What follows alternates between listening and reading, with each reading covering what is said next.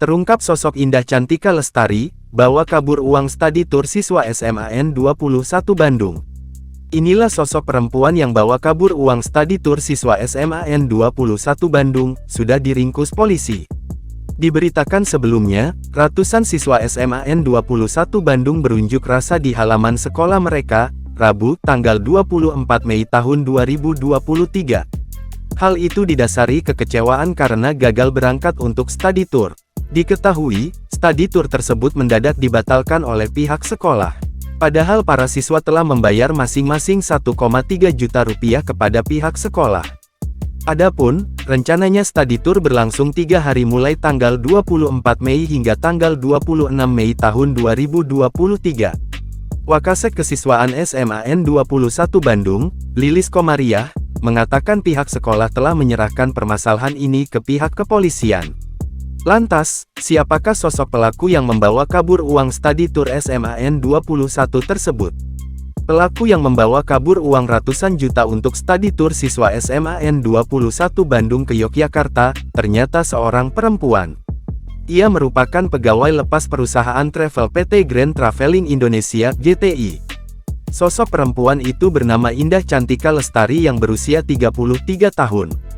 Indah Cantika Lestari berhasil diringkus polisi pada Rabu, tanggal 24 Mei tahun 2023, malam. Ia ditangkap di kawasan Cilengkrang, Kota Bandung.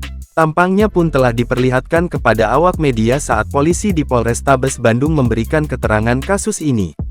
Kapolrestabes Bandung, Kombes Pol Budi Sartono mengatakan, pelaku bernama Indah Cantika Lestari, itu diduga melakukan penipuan dan penggelapan uang studi tour ratusan siswa di SMAN 21 Bandung. Hari Rabu kemarin, pukul 11 malam telah diamankan TSK atas nama ICL.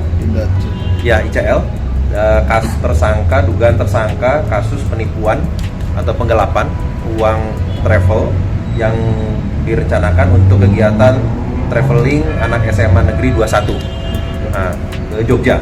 Diketahui, uang yang dikumpulkan oleh para siswa itu seharusnya digunakan untuk biaya akomodasi studi tour ke Yogyakarta.